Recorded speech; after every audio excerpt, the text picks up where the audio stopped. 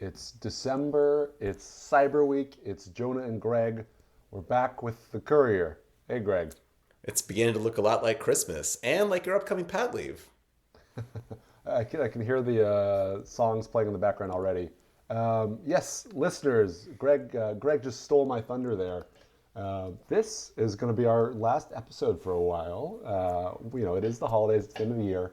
I think this is episode number 12, which means we've made it more than, I believe the stats, like 90% of episodes don't make it to, or podcast seasons don't make it to 10 episodes, and like 75% don't even make it past 3. So for two white dudes chatting, we did it, Greg.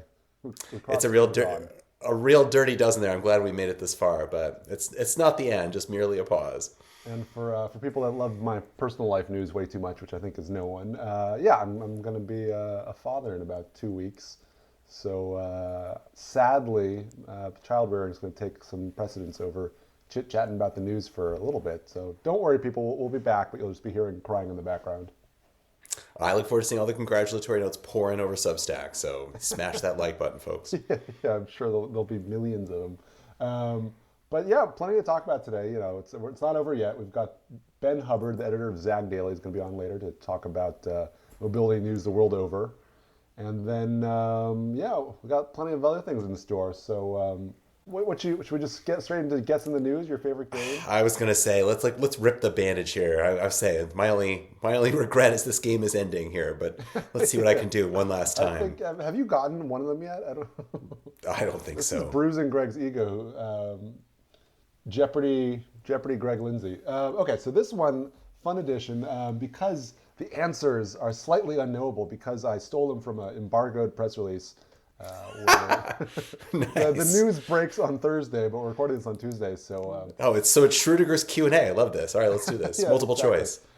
So it's Uber related. Of course, getting all the holiday news ahead of time now. So in this special holiday edition of Uber Updates, you can order to your door, in classic push-the-button fashion, one of these things. A Yule log, a caroler, or a visit from Santa. Which is now a feature on your Uber app for lucky Christmas celebrators. Well, common sense says probably the Yule log is an inanimate object that will not rebel at this. But given the fact that Uber has branched out now into data labeling, this is another news item in there where you can now hire people to label your data. I like to think that it's going to be you can hire Santa who will come over and label your data. He's making a list and checking it twice. That's true, and it's probabilistically you've been naughty, not nice. Well, okay, again, you're getting close in the sense that you understood it was going to be human labor, not just a dumb log, but it was carolers, Greg. It was carolers. I tried 2 answers and still didn't get it right here. Let's end this quiz. Okay, don't worry. You got one more chance to get it right. All right. The other product news, which is more long-lasting and not just a little promo for Xmas. So they're expanding Uber Car Seat, which means you can get an Uber with a car seat, creative name there, to a handful of new cities. But which of these 4 cities didn't already have the feature available? Was it New York City, Los Angeles, Orlando, or Miami?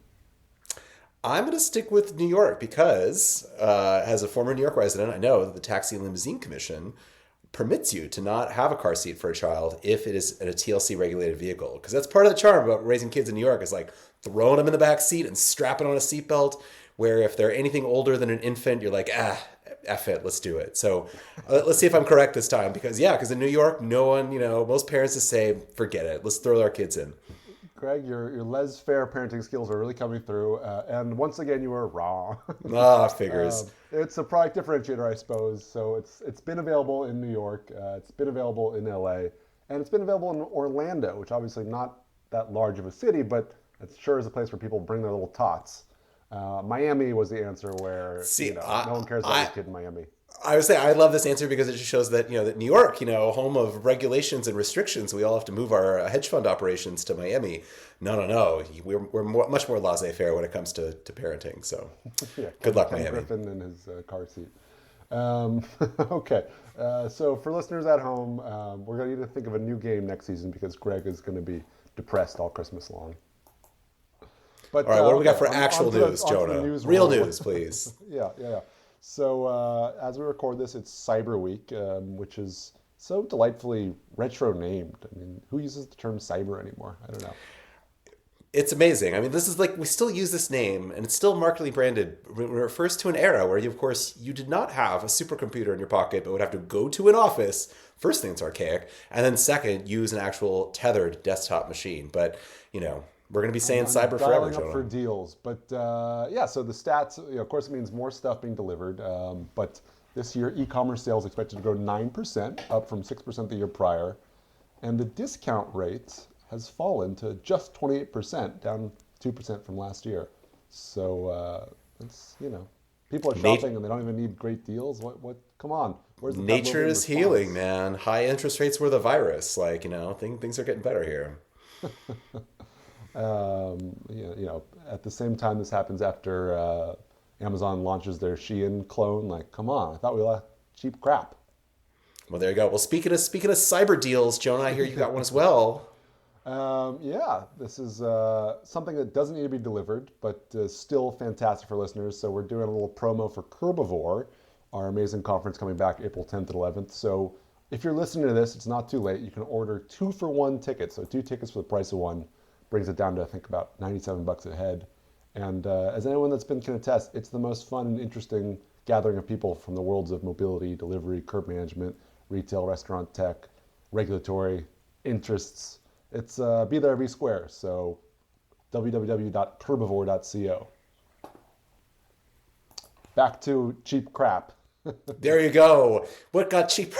What got cheaper and crappier, Jonah, Yeah, this what year? got cheaper and crappier? The 2023 Fisker Ocean.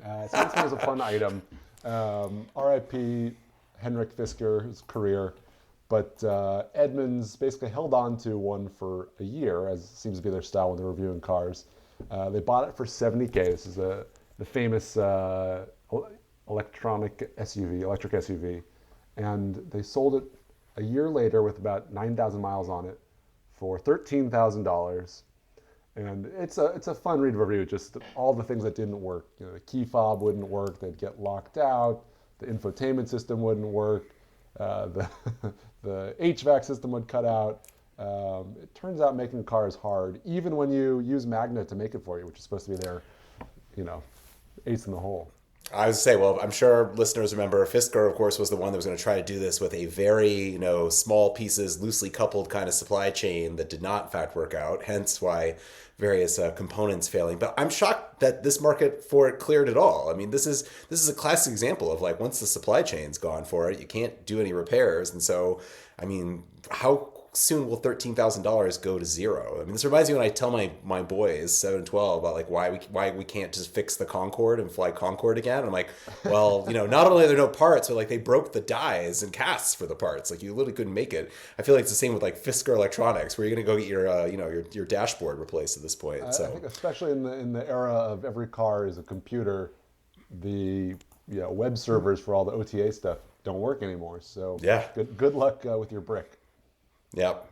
Well, we'll check into maybe that. We'll just check like- in that item when we return here I on was how gonna say, fast it maybe breaks. for $13K you can just pull the batteries out and get some value out of those. There you go. Going to zero there. Well, what else? Other more bad news in Who else is electric going to vehicles. zero? Yeah, who else is going to zero? Yeah. So another loss for the U.S. e-bike market. Stromer is pulling out. This follows Yamaha leaving as well. And of course, we've seen a handful of smaller startups fold up shops. So tough times in the e-bike market. It turns out Americans, basically they just want to ride their rad power, like the big, cheap, kind of ugly bike. But the market for a $8,000 carbon fiber sleek machine is pretty limited. I don't know. It is interesting how the electric bike market and the electric vehicle market seem the opposite from each other. I mean, obviously there, sales of EVs have slowed, but the complaint there is that all the vehicles are luxury vehicles, and here we can't sell a luxury e-bike. But I guess that's America for you. But yeah, it speaks to me like, various friends who've dealt with problems of other luxury e-bikes, Van Moof and others here. Like, I don't know. It's, maybe President Trump needs to hike the tariffs on e-bikes and build up our domestic manufacturing capacity for e-bikes, because maybe it's the only way to fix this. Yeah, reopen all Now the hold old my trim breath. factories. No, I mean, I think you're right that every time like a Van Moof or a Cowboy or even a Strom or a Yamaha leaves the market, right, it kind of pees in the pool for everyone else because it makes it harder to get it serviced, makes it harder to find parts. I would say even, I imagine some of these big brands, they're still going to honor their warranties, but it just doesn't give you confidence that the bike that you saw in the shop is no longer there. So, Yeah. Also, another example of that sort of the belief there about that when it comes to perhaps more marginal forms of mobility, that what affects one maker then becomes representative of the others. I mean, this is something that Riley Brennan's raised when it comes to AVs, and I'm sure our pal Alex Roy would say this. Like, what's the opposite of narrative command? Narrative surrender is perhaps that, I guess we would call that. But yeah, more uphill climbs for e-bikes, we might say. but we got some good money news as well. So Pony AI, a Chinese AV tech stack company, just raised 5.25 billion and saw their shares jump 15%. So I don't know. Are we so back, Greg? Is that a good sign? I was leaving to say, is this a case of we are so back, or is this a case of like flying out of the Death Star before it explodes and a whole new thing of tariffs and bad relations between the U.S. and China? Because like this is part of the whole wrapped up in the whole DD Global thing, right? Where there was like delisting from Nasdaq because of the crackdown on China's tech giants about how internationalization they could be. I don't know, it's a whole saga, but I just think it's fascinating. Like, here's Pony Eye doing this. This window's about to slam shut, Overton window, that is. So I guess kudos on them to getting that out there in time, but that would be my guess. Money can still slosh around between markets. But yeah, the one caveat, of course, is that I believe this is still a little bit below their peak private valuation. I think they flirted with 8 billion a couple years ago, back when money was truly easy. But the fact that you can IPO with a big, not profitable, expensive segment, it could be worse. That's Zerp for you. Well, in non-news, because really this had to be expected here, but also sticking with sort of the autonomous vehicle theme, TechCrunch got out there and found various job listings on the Tesla site. Remember the Tesla Robotaxi? Feels like it was about 5 years ago, but maybe a month ago. But as it turns out, that as many people pointed out at the time of the launch about the Optimus robots that were actually being teleoperated, it appears that the Robotaxi will actually be perhaps teleoperated as well. Tesla's hiring software engineers to help develop this teleoperation system. So, if you can't get the AV to work and you can't get the regulators to sign off on it, you can always Potemkin AI it by having humans do the driving, albeit remotely. So, like I said, non-news, people pointed this out at the time. The more positive spin is that, of course, every AV company needs to have some humans in the loop somewhere for the 1 in 10 or 1 in 1,000 TBD chance that it encounters something that it doesn't know how to do. So same way that the Waymos have an operator that can come call in, and Cruise has the operators that can hide the crime. You're frankly being far too charitable, Jonah. I would say in addition to narrative command or narrative surrender, we also need narrative sleight of hand, because like that's again another Tesla-esque thing here to say like, oh no, we'll have truly full self-driving. I don't know, fuller self-driving. Any day now. But there you go. So speaking of surrender. Yes, moving to the delivery app portion of our program here. I'm pretty good at going between these topics. So JustEatTakeaway.com, the globe-spanning delivery giant that is shrinking. The pieces that Mark Lord did not take off their hands. Yeah. So this one's a kind of interesting way to watch a company go in reverse. So context, Just Eat Takeaway owns a bunch of different delivery brands across the world. They all operate with different labels and logos. But they obviously are in the process of selling off Grubhub, which has been their huge money-losing gamble into the US. And now they're basically also removing their listing from the London Stock Exchange because it's basically too expensive and complex to be dual listed. And they're basically just shrinking back to the Euronext in the Netherlands. So the part I liked about this is that they actually, if you go back further in history, 2.5 years ago, they had a third listing. They also had a listing on the New York Stock Exchange or the Nasdaq, one or the other. And so you can basically see their ambitions go in reverse. We're going to be globe-spanning, tri-listed shares. Everyone's going to be flipping these bad boys. and now we're just content to move a couple hamburgers around in Europe. I got one word of advice for Justy takeaway.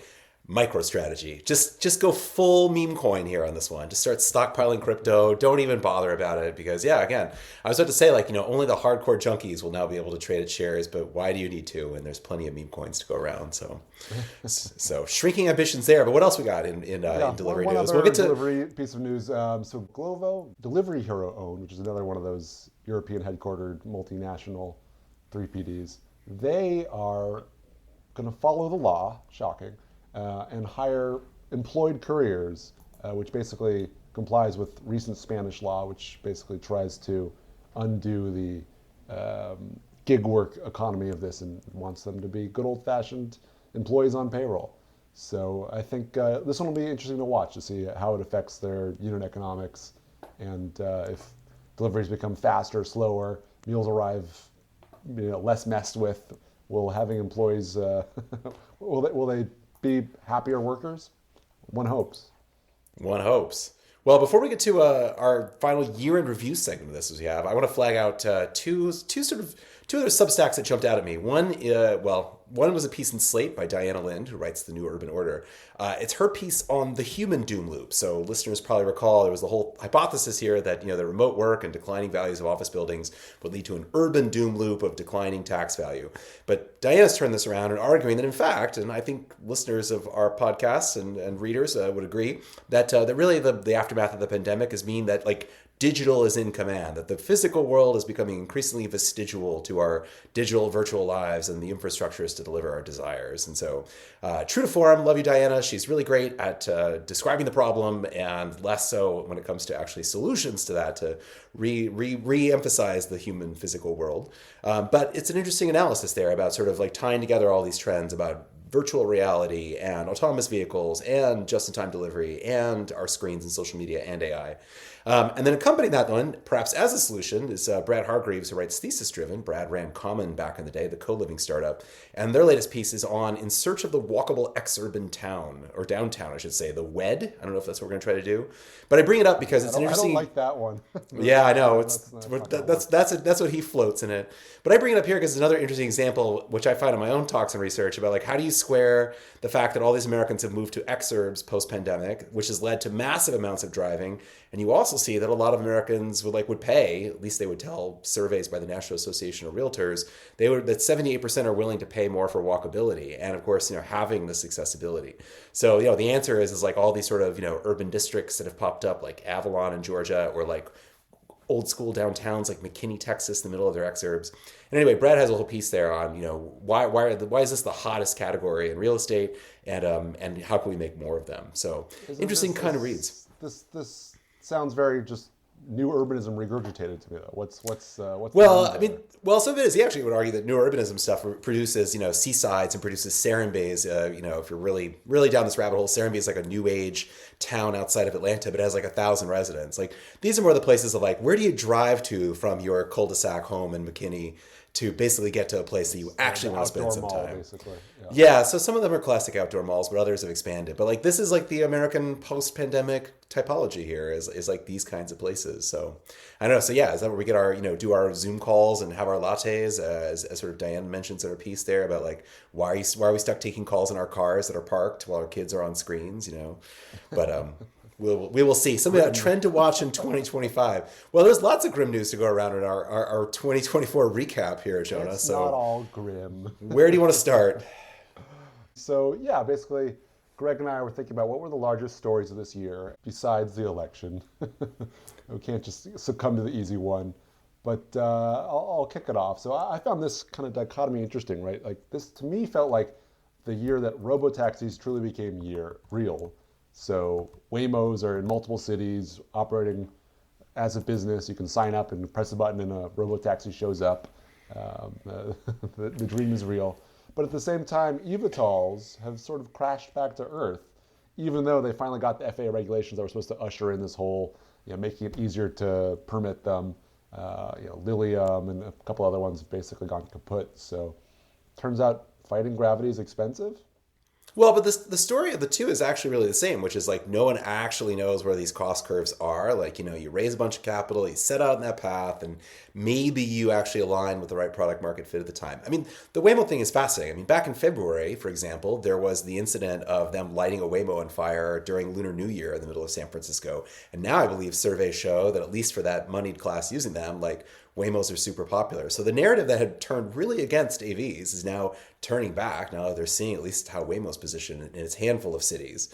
And then That's true. But I would say I'm going to push back because I feel like the people messing with the AVs probably never represented the majority, right? Same way as the people, let's think a couple years ago, the people that would protest like the Google employee shuttle bus, right? Like I think absolutely, but there were always been surveys. a loud minority. There were plenty of surveys showing that there was over time people who were feeling less safe around AVs here. There was a more, an N of several thousand versus an N of like two guys lighting one on fire in traffic. But that narrative seems to reverse. And then EV2Ls, I mean, this is an interesting case where, number one, FAA regulations will kill you every time. If your runway is tied to that, you're in trouble. They kill the government, Greg. But yeah. Well, there you go. And then two, that will work. I'm apprehensive of the day it will, but that's just, to me, a function of basically battery cost curves and like increasing power throughput. So someone will get that, and now the legal framework is in place. The FAA will be even friendlier to it, I'm sure. I think the real question just is like, how big is that market it could be, though? It's to me still very unclear. Is this just going to be a slightly quieter helicopter, or is this actually meant to be some sort of scalable transportation solution for the semi-masses? Oh my God. And by solution, you just mean, we talk about exurban sprawl. This goes back to Igor Sikorsky. Imagine living 300 miles from Manhattan. So again, the urbanist in me like quivers at the thought of this, but we'll see. Well, that's a 2025 trend to keep an eye on. I guess if we're going back and forth, I'll take my turn here. I want to jump out. The biggest tech IPO of the year globally, I believe, was Talabat, which just happened a week or so ago. Talabat, sorry, I got Matt in my head. And then, of course, we have Swiggy out of India as well. So in both cases, Swiggy has outdueled Amazon. It's got, instead of 15-minute delivery there, it's got 12.6-minute delivery. But I just think it's fascinating, like the peak Zert phenomenon, right, of Getter and Gorillas and all of these that died when the cheap money went away. They found traction. I guess the secret is like find a really hyperdense urban area and, increasingly wealthy. Unequal, yeah. Yes, increasingly wealthy middle class and incredibly unequal gig worker class, and you can actually make this work. So interesting, hard to imagine it catching on back in the States and North America, as we saw in the case of Talabat, now worth more than its parent delivery hero. So we'll see how this plays out. But I think that's notable. I think this would have worked. I'm going to have like a AI draw me a steampunk version of this that would have worked in turn of the century, northeastern spaces where we had that same level of density in lower Manhattan. But if only they'd had smartphones. Exactly, no data to collect. But it also underscores, that was the end of ZERP that killed us. We're now at the end of ZERP. And for listeners who don't know, of course, that is zero interest rate policy. And so, these ZERP phenomenon startups that were all wiped out, and perhaps we'll start to see the IPO market finally begin to unfreeze. God knows what Silicon Valley wants out of I guess this to me is a hard one to read the tea leaves here, because will inflation come roaring back with tariffs? It very well might. And also, how much independence will the Federal Reserve maintain? So we could be entering interesting territory on a lot of fronts. So I think one way or another, there's so many IPOs that just haven't happened that eventually they're not going to be able to wait it out any longer. But yeah. Well, for you startups there who get whipsawed by double dip inflation states, come to Canada here, where the Bank of Canada is cutting. So I would encourage you to come to the I think you mean the 51st state to be. Yes, exactly. I love it when you drop that before you're even in office. Again, that was Trump's riposte to tariffs to Justin Trudeau. So we'll see sooner rather than later. But what else we got? It's interesting. Also, again, some of the stuff that's been happening with grocery and retailing. I think it was interesting. How many retailing brands, grocery brands, do you think Amazon will have by the end of 2025, Jonah? Like, what are we up to now? 4, 5, 6? Amazon Fresh, Amazon Stale, Amazon Grocery. Yes, Amazon keeps trying to take a whack at food because it's such a humongous category and still hasn't really found its footing. Do people want a fully automated experience? They want a traditional grocery store that's just slightly cheaper. They're going to keep throwing billions of dollars at it until they find out. But yeah, it really goes to show you how much specialization matters in retail, right? Being good at one thing does not necessarily mean you're good at another. Indeed, 2024 was also the year they abandoned the Just Walk Out technology, where we learned that it was powered by an API, a person in India, who was actually manually scanning the video footage to see what you put in your cart. So another case where AI is not all it's cracked up to be. Long live the mechanical Turk. There you go. But again, speaking along with with AVs, this is also the year. Speaking of machines, this is also the year that automated make lines really became a reality. Hyphen rolled out the infinite make line for Sweetgreen. Sweetgreen, Chipotle, Kernel to an extent. We're actually seeing this deployed, and not in a sort of showcase Epcot Center way, but actual production machines hidden in the back. Yeah, which I think dovetails nicely with the human in the loop, the mechanical Turk phenomenon, in the sense that humans don't actually care who's doing the task, and they don't care if it's a blend, right? They just want their cheap salad. They just want their slop bowl. They just want to be checked out.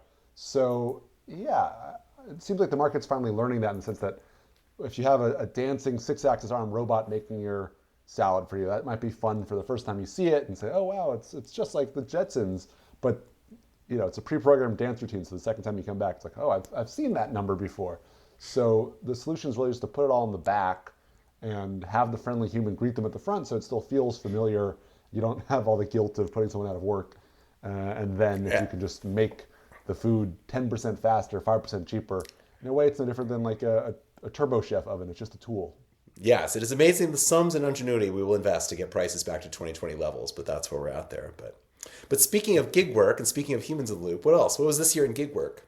Yeah, this one, it's another trend emerging, but it seems like it's maybe the year that governments have sort of fought back in terms of trying to rebalance the gig labor laws a little bit. I mean, obviously shaky, different laws in different places, and we even just talked about the one in Spain. But yeah, we've seen cities in the U.S. even try and regulate this. Seattle famously has a minimum wage for gig workers that all the 3PDs are saying is way too high, but of course they would say that. So I'll be very curious, obviously with the political winds in Washington shifting, this has become more of a flashpoint locally. Is this something that we give up on? I don't know. It's federalism.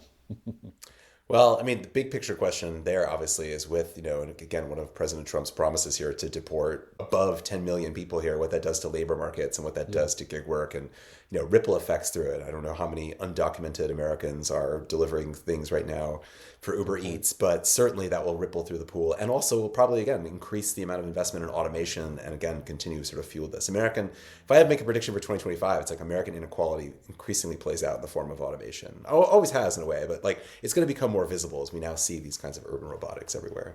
Ouch. But all right, but Jonah, come on, let's bring it home on a high note. What do we got? Let's leave with a positive one. So a little ray of sunshine. So even though there's been some obviously conservative wins, I think at the ballot box we saw that people still want complete streets. They still want transportation. They still want a better status quo.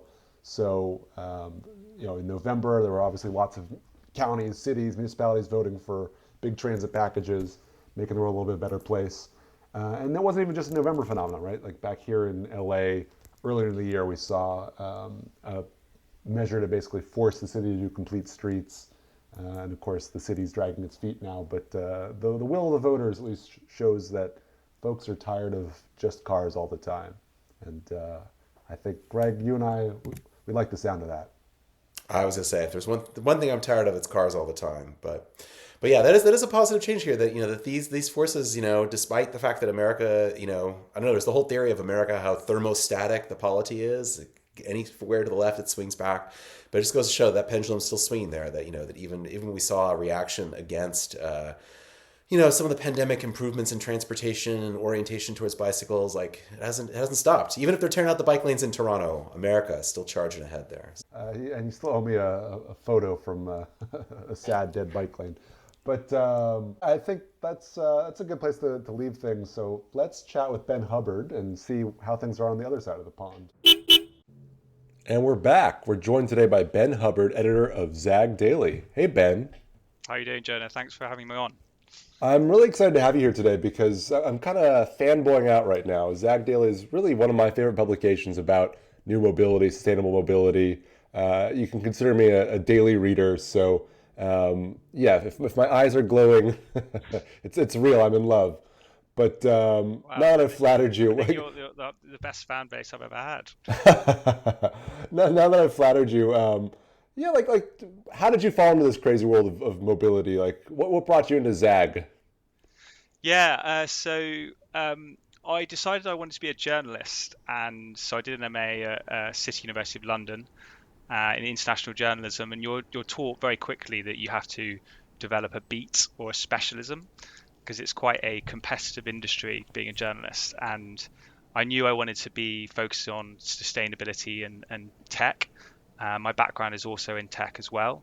And so I started writing for a publication called Which EV, which is a more of an electric vehicle reviews platform, but they've got hundreds of thousands of readers. And but when I was starting to write for them, I noticed that there were these new modes that were cropping up, these e-scooters, these e-cargo bikes, and this felt even newer than an electric car. And I thought, this is really an emerging industry.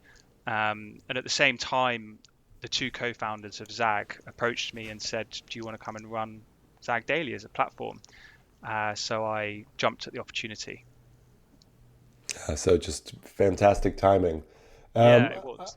I want to get into all those new modes you mentioned in a second, but first, I think listeners are gonna be really curious about the ins and outs of running a newsroom. So, putting on your editor cap for a second, like what is it like? Give us a day in the life.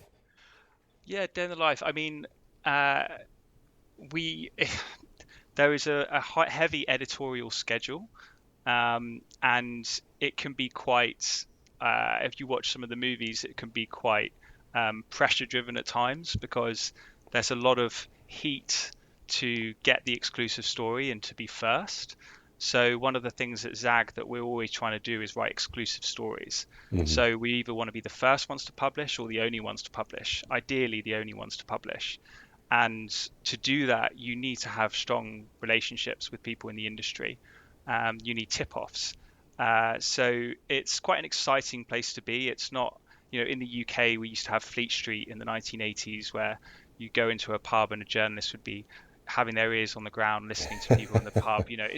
It's not like that anymore. But um, it's quite high pressure at times, but I really enjoy it. It's in a thriving environment, and we're getting out about four, sometimes five stories a day on the sector. So there's a huge amount to talk about. So it's really exciting. And so you're publishing 4 or 5 pieces a day, but I'm sure your inbox is flooded with 1,000 press releases every second. What makes a good news item jump out to you? How can a startup pitching you kind of stand out from the crowd? Yeah, I think to be honest, it's quite a nicely worded email. Sometimes there's an expectation where they just send the press release Mm. and they don't actually kind Treat of you like follow a it up. human. Yeah, it's kind of like here's the press release, and it makes me much less want to engage with that. Whereas if they sometimes they send press releases that aren't even relevant to our audience, right? And it's really a case of why do you think that this story deserves to be on Zag? Because you're right, we get a lot of press releases and people wanting to put up their stories on Zag, and we don't take that for a second for granted because it hasn't always been like that. But yeah, I think understanding our audience and showing that you've done some research around our company and why you think it would fit the bill is a good place to start.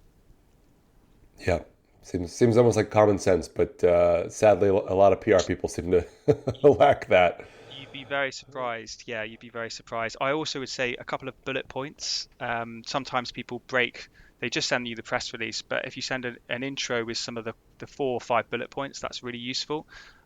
Because like you say, the frequency is high, and if you can break down the key bullet points to 3 or 4 points, then that's really beneficial as well. So dialing down into the actual field of mobility, step back, look at the entire new mobility landscape. What do you think's working? What do you think's struggling right now? So I would say corporate mobility is really working, particularly we're seeing in kind of Scandinavia region. And what I mean by that is especially bike leasing schemes. Um, where a employee bike benefit provider will provide bike leasing to an employer, and then the employees can tap into that and take a bike from the bike leasing scheme. We're seeing this as a key trend because governments are subsidizing employees, and we're also seeing that employees want to they've got sustainability credentials and ESG that they need to adhere to, and so being able to offer active mobility within their company is obviously a very compelling situation. So there are a couple of companies. I mean, Vaphouse is in Finland, and that company has grown sixfold in 2 years. And this is a very attractive business model for investors, we're finding. Another thing to note is that, if you can actually see you've got quite good visibility of the number of employees in a business that would be interested in taking up something like this. So it's quite good for forecasting as well. But yeah, corporate mobility is an area that we're seeing taking off. That reminds me, similar, I'd say, like this, the sort of lease a bike, the lug and carry, the Wambi sounds a little bit like what you're describing, where it's hey, e-bikes are expensive, but if we break it up into a bunch of monthly payments, even better if your employer is paying for it. But on a consumer side too, taking a $2,000 product and making it a $200 a month thing makes it a lot more palatable. Exactly, and we've got schemes like the Cycle to Work scheme, but in the UK, but yeah, it's offering kind of leasing contracts to the employers, but it's a B to B to C model, right? If that makes sense. So the business, you've got the bike benefit business that is offering their service to the employer, and the end users is their employees. So it can be a bit of a complicated business model, but it's certainly one that works. So Zag, correct me if I'm wrong, Zag, I believe, was founded kind of in the go-go days of the shared micromobility boom, right? Where it was a scooter on every street corner. The birds and the limes were kind of free-flowing. And that space has obviously contracted quite a bit. What's your prognosis for shared micromobility? Is it eventually going to find a nice status quo? Where's it headed? Yeah, I mean, where the industry is going, I think a lot of people are saying, well, we hit an inflection point again. I wouldn't say that that's the issue. I think the concept has been proven. So this is particularly in terms of shared micromobility you're talking about, yeah? Yeah. I mean, we've seen businesses that have been profitable since day one. Ride, for instance, in the Nordics has been profitable since day one. They've had their EBITDA has grown by more than 400% between 22 and 2023. Wow. Swing is another operator in South Korea that's been profitable. Ride Movi in Italy has had reported positive EBITDA in 2019. And Lime is also profitable in 2022. And I think these companies, well, Lime does get more coverage, but particularly these other companies don't get the coverage that they deserve. And I think that's one of the reasons why Zag Daily exists, right? Is to champion these smaller companies that are actually getting the business model right. So I think shared micromobility, it's not so much that it's kind of, is it taking off again? I think for some companies, it's been taking off since the start. And it's just how you monetize it. But for me, the concept has been proven. And we're very excited about the industry. Yes, we've had a couple of setbacks. We've had some bankruptcies, but that is quite natural in a consolidatory sequence of events. Yeah. And for the companies that have made it work, do you think it comes down to kind of operational efficiency? Is it choosing the right markets where the government's not trying to extract like a huge fee for every unlock? What's the secret sauce? I think it is very much to do with regulations, because some cities require revenue splits, whereas other cities will say, well, here's a fixed fee, and we'll let you have this contract for 5 years. So therefore they can set up shop, they can build a warehouse, they can really invest in the city because they know that the city is investing in them. So I think it is quite dependent on the city and their kind of the way they want to regulate it. So yeah, that's probably where I would go with that. Yeah, it's wild. I, sorry, I would also say that it is around operational excellence and the tools that you use as well. I know Ride has been very, very good at that, and I think it is also. There was a great quote from the CEO of Ride Movi, which is an Italian operator. They said that they've invested to learn rather than invested to grow, and I think that's one of the best quotes I've ever actually heard. I think it's the most interesting quote I've ever had on Zag Daily from a shared micromobility perspective, because we had so many of these. We had a lot of companies that kind of grew at all costs, right? Yeah. That early boom, and this company really didn't try and grow too quickly. They wanted to focus on one city at a time, get the uptake, and then move on. So it's a different approach. It's a good quote, and I'm sure it sounds even better in Italian. Oh, it's just everything sounds better in Italian, doesn't it?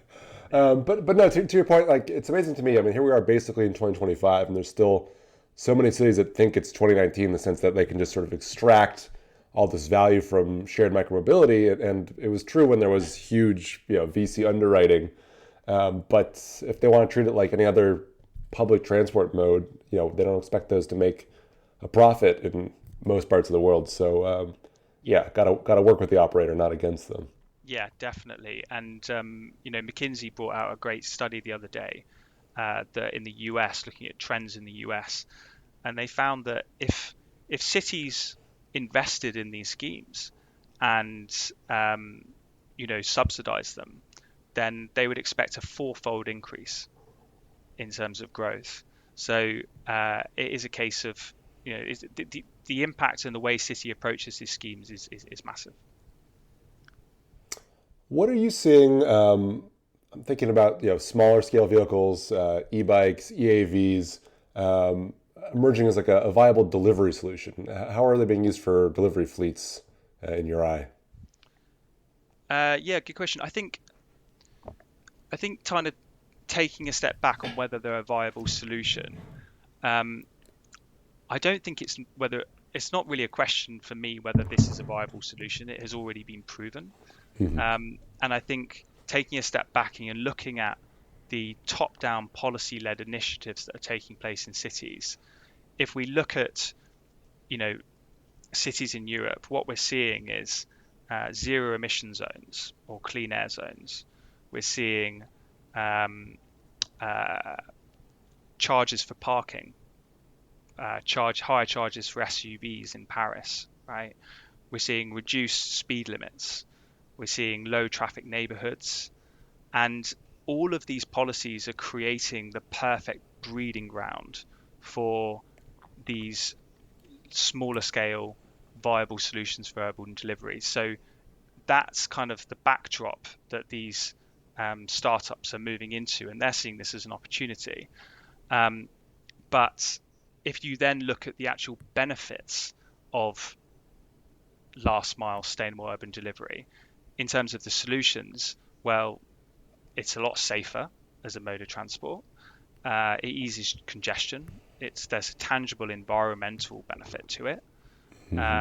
You create a happier door-to-door experience because people like having their parcels delivered by somebody on a bike.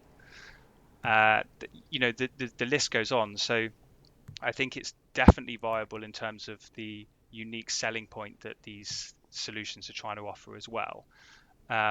So yeah, I think it's the concept has already been proven.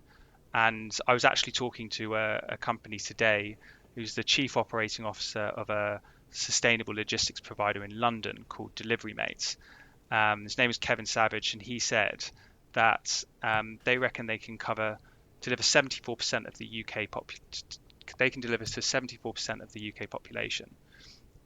So there's a huge opportunity for sustainable last mile delivery to impact on this sector and get vans off the road. Yeah. Yeah. Delivery mates. I mean, we've seen a couple of impressive startups emerge. FinMile, another one comes to mind. But you set me up well for kind of my next question is, so, from your vantage point in the UK, you also obviously closely watch Europe. How are you seeing, kind of either trends converge, diverge, UK, Europe, US, rest of the world? Like what's similar and what's wildly different? Our giant cars being one obvious uh, part of the problem over here. I mean, that's a big question.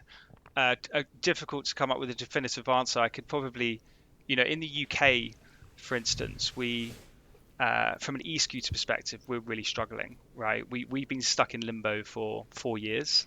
We're stuck in trial mode, so it's currently illegal to ride private e-scooters on public roads. There's about 30 trial schemes in the UK, and the government has previously just kept kicking the can down the road. So fortunately, the new Labour government we've got a new transport minister, Heidi Alexander, who seems to be taking it on. She's kind of a bit of a rock star in the cycling world and seems to be taking this on. But from a UK perspective, in terms of e-scooters, I say we are lagging compared to Europe and the US. From a last mile delivery sector space, I think we are well and truly establishing this as a viable solution. The first cargo bike was brought to the UK in 2005 by a company called Zedify. This has been around for a long time. If we look at Europe, I'd say the demand for micromobility continues to grow throughout the EU. We've seen that e-scooter fleets have more than doubled between 22 and 23. And we've also, I think the Paris Olympics was a great example of shared micromobility done right. We reported a lot on what Teardot were doing because they deployed about 15,000 vehicles across for the Paris Olympics, and they had over 1 million rides. So I think shared micromobility in Europe is just going on from strength to strength. And then if we look at the US, from that perspective, shared e-scooters are not doing as well as shared bikes. So shared bikes are, for the second year in a row, have been overtaking as the most dominant mode of transport. And that was picked up in McKinsey's most recent survey, which they presented at Micromobility Industries event in the US. But I can say that there is a large uptake.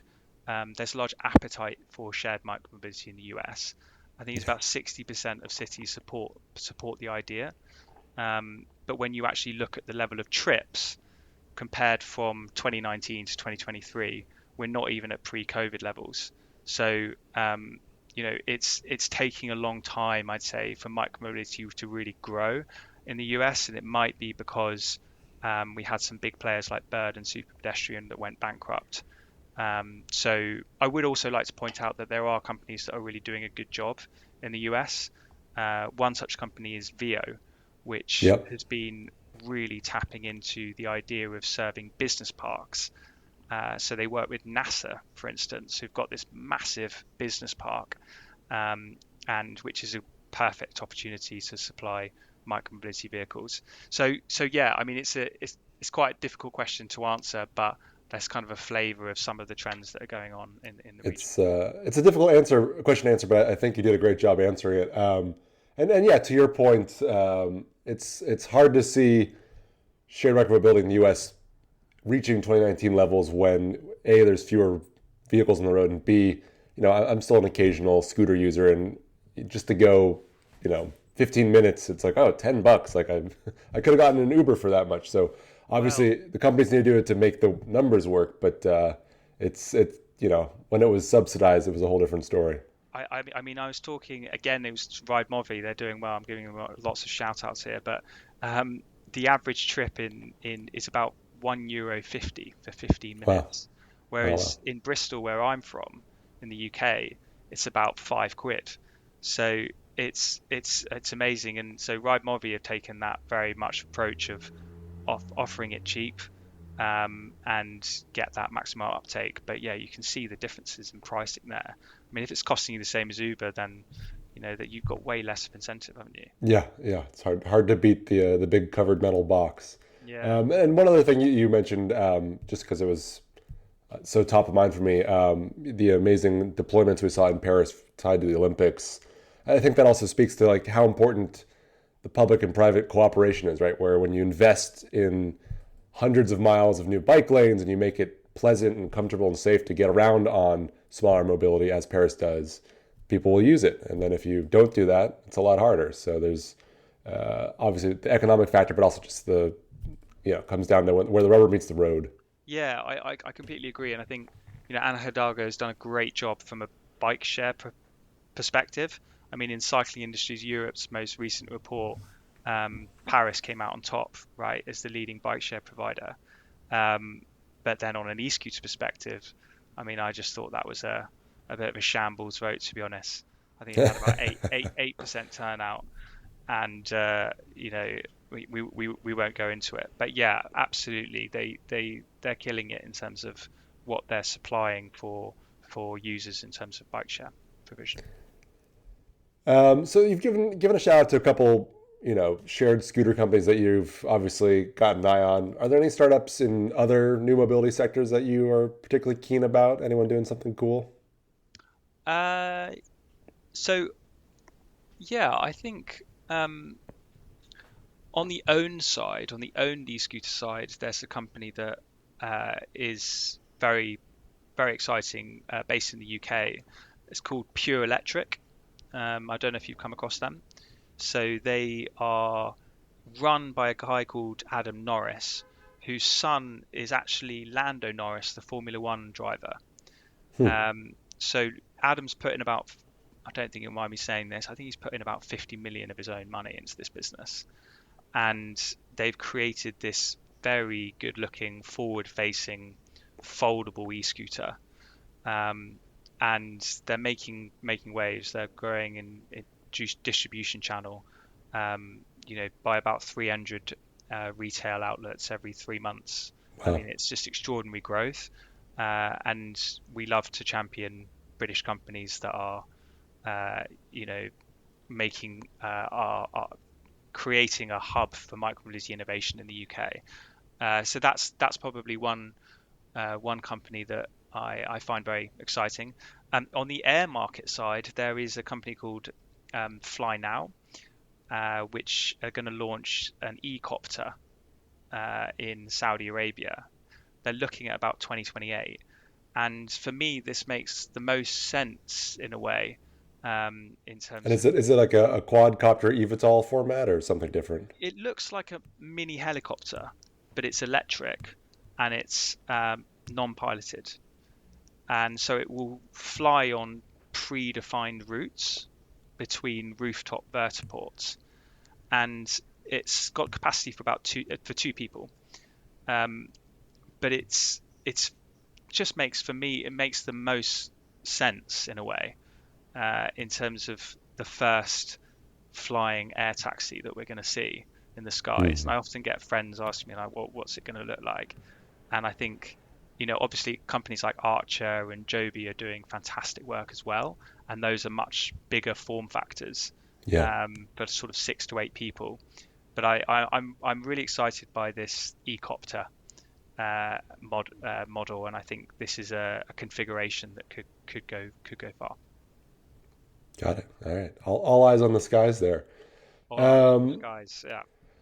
Last question. Another big one for you. Put on the pontification hat for a second. Where do you see the overall mobility delivery, the ZAG landscape? Where is it going to be in the next 5 years? Where's it going to be in the next 5 years? Good question. I think we're going to see a lot more micro mobility hubs. That's what I would call them. And so the idea is that when you're traveling, there will be a hub of lots of different types of modes of transport, lots of different micromobility modes. You might have e-scooters, you might have microcars, you might have e-cargo bikes, and there will be a menu of choice. And then next to that micromobility hub, there will be a screen.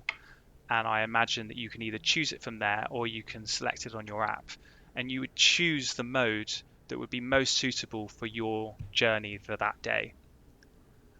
So that's how I see transport evolving, because we're already starting to see car sharing and micro car sharing on an app. So we've seen companies like Circle in Spain, and I just think this is the natural next step, because I don't think that there is necessarily one mode that is above everything else. I think there is room for choice in this space. So that's how I see kind of one of the main movements in this space over the next 4 to 5 years. And do you imagine those hubs, like, will those be attached to a metro station, a bus station? Will those be a Yeah. new piece of land? Yeah.